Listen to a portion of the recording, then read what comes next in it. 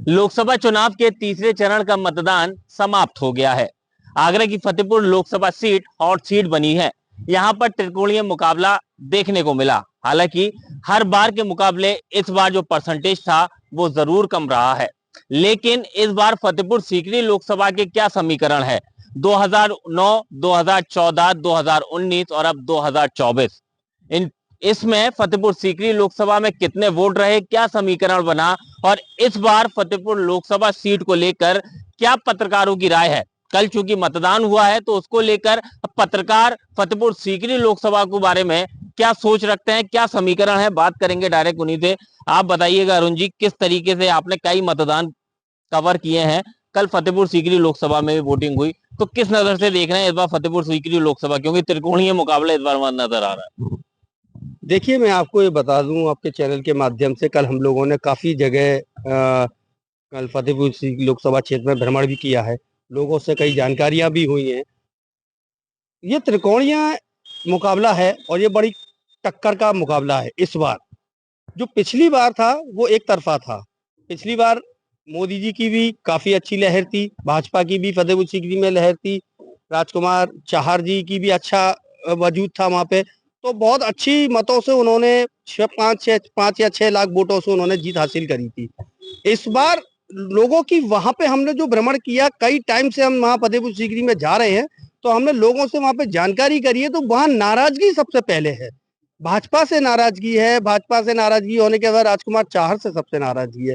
राजकुमार चाहर, वहां लोगों का ये भी कहना है कि जो राजकुमार चाहर सांसद थे भाजपा से, वो आज तक कभी किसी के सुख दुख में नहीं गए, कभी गांव में नहीं आए, कभी किसी कोई विकास कार्य नहीं हुआ। तो सबसे बड़ा मुद्दा एक विकास कार्य का था वहां पे। मतलब विकास को लेकर बीजेपी को इसका खामियाजा भुगतना पड़ सकता है? जी बिल्कुल भुगतना पड़ सकता है। जो नाराजगी है लोगों की, वो साफ उनके चेहरे से जाहिर दिखाई दे रही थी, साफ दिखाई दे रही थी। अब ये बात अलग है कि जो नाराज थे लोग, वह कल शाम तक नाराजगी रही है। कई जगह बूथों का बहिष्कार भी कर दिया गया। कई जगह उन्होंने वोटिंग का मतलब कोई कई जगह वोटिंग डालने नहीं आए, वोट डालने नहीं आए मतदाता बिल्कुल भी। लोगों को घर से भाजपा के कार्यकर्ताओं ने, नेताओं ने निकालने का प्रयास भी किया, मगर कोई इनकी बातों में नहीं आया देखिए, इस बार। और भी पत्रकार हैं, उनसे भी बात करेंगे। फतेहपुर सीकरी लोकसभा में 5 विधानसभाएं आती हैं। कई विधानसभाओं में ऐसा भी कल देखने को मिला, कहीं पर लोगों ने विरोध कर दिया, कहीं पर मतदान नहीं हुआ, कहीं पर ईवीएम मशीन खराब है। तो इस बार फतेहपुर सीकरी लोकसभा को लेकर आपका क्या समीकरण है, क्या कहेंगे? आपने कवर किया होगा तो क्या देखा? देखिए, मैंने जिस तरीके से फतेहपुर सीकरी लोकसभा चुनाव की कवरेज की है, तो वहां मेरा अपना अनुभव ये बताता है कि वहां त्रिकोणीय मुकाबला नहीं है। भारतीय जनता पार्टी और गठबंधन का सीधा आमना सामना है वहां पर। और जब प्रत्याशी दमदार होता है मैदान में, देखिए समीकरण को पहले से देखा जाए कि पहले हुआ क्या था। जब रामनाथ सिकरवार चुनाव लड़े थे, तब भी उनकी बहुत अच्छी छवि थी और उस वक्त भी उन्होंने बहुत अच्छा प्रदर्शन किया था, जिसको हम सब ने देखा था। और आज भी उनका प्रदर्शन बहुत दमदार रहा है। भारतीय जनता पार्टी पर इसका ज्यादा असर होता हुआ मुझे इसलिए नजर नहीं आ रहा है क्योंकि भारतीय जनता पार्टी का जो मूल वोट बैंक है, उनका जो वोटर है, वो नरेंद्र मोदी और योगी आदित्यनाथ के चेहरे पर सीधे तौर पर वोट करता है। और यही बात है कि जब रालोद के जो जयंत चौधरी यहाँ आए थे, उनको उनके मन में भी ये सारी बातें थी कि कहीं ना कहीं हमारे गठबंधन के प्रत्याशी से, एनडीए गठबंधन के प्रत्याशी से जनता नाराज है। उन्होंने अपनी तरफ से माफी भी मांगी, प्रत्याशी की तरफ से उन्होंने माफी भी मांगी। तो सीधे तौर पर मैं कह सकता हूं कि दो पार्टियों के बीच मुकाबला है। और रामनाथ सिकरवार इसके अंदर मुझे अच्छे एक बैट्समैन नजर आ रहे हैं। और पार्टी के मत से बात की जाए तो भारतीय जनता पार्टी लोकसभा फतेहपुर जीत रही है। मेरा अपना मत ये है, मेरा अपना प्रत्याशी से जरूर नाराजगी है, लेकिन पार्टी से वहां की जनता को नहीं है। आप बताइएगा प्रदीप साहब, आप किस नजर से इस बार देख रहे हैं? देखिए, 2019 की अपेक्षा 2024 का चुनाव एकदम अलग है।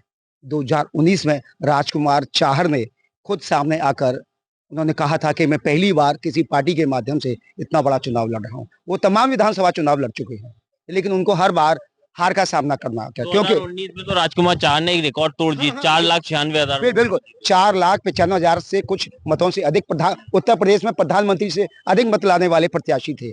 लेकिन 2024 का मुकाबला एकदम अलग है। जो ग्रामीणों का कहना, जो फतेहपुर सीकरी के लोगों का कहना है कि वह उनके गांव तक नहीं गए। कई जगह तो उनके यहाँ चस्पा भी किए गए विरोध के स्वर में। तो जिस तरीके का उन्होंने 5 साल में काम किया, उसके फलस्वरूप 2024 में पार्टी ने जो उनका दोबारा पुनः टिकट दिया, क्योंकि राष्ट्रीय किसान मोर्चा के राष्ट्रीय अध्यक्ष भी हैं, बावजूद उसके उनको टिकट दिया विरोध होने के बावजूद भी, तो कहीं ना कहीं समीकरण बिगड़ गए। और गठबंधन प्रत्याशी जो कि कांग्रेस से आते हैं, रामनाथ सिकरवार, उनकी छवि एकदम बेदाग है, फौजी है। तो पूरे जो मैंने देखा है, लगभग 1 दर्जन से अधिक मैंने ग्रामीण क्षेत्रों में देखा। मैं मुलपरा में गया, फतेहपुर सीकरी में गया, केरागढ़ में भी गया, एक तरफा दिखाई दिया। वो जो मुकाबला दिखाई दे रहा है ना, आप बोल रहे थे त्रिकोणी नहीं है, वहां कांग्रेस की और भारतीय जनता पार्टी की सीधी मुकाबला है। लेकिन इतना जरूर है, जो भाजपा के विधायक है चौधरी बाबूलाल, उनके बेटे रामेश्वर चौधरी निर्दलीय चुनाव लड़ा, उससे कुछ फर्क पड़ रहा है? बिल्कुल होगा। लगभग 1 से 1.5 लाख का नुकसान भाजपा का करने जा रहे हैं रामेश्वर चौधरी, और उनको उसका खामियाजा भी भुगतना पड़ेगा। बाबूलाल ने चुनाव से पहले ही कह दिया था कि इनकी जगह कोई भी प्रत्याशी खड़ा हो, मैं समर्थन देने को तैयार हूं, लेकिन पार्टी इसमें इसके लिए एग्री नहीं हुई। तो कहीं ना कहीं ये मामला फंसता हुआ दिखाई दे रहा है। प्रत्याशी से जरूर नाराजगी है, लेकिन जो गठबंधन के प्रत्याशी हैं रामनाथ सिकरवार, वो बैदाग हैं, जो पत्रकारों का कहना है। आपसे बात कर लेते हैं, आप बताइएगा, आपने कई चुनाव देखे होंगे, इस बार फतेहपुर सीकरी लोकसभा चुनाव किस नजर से देख रहे हैं? आपने कवर भी किया होगा, तो इस बार क्या समीकरण?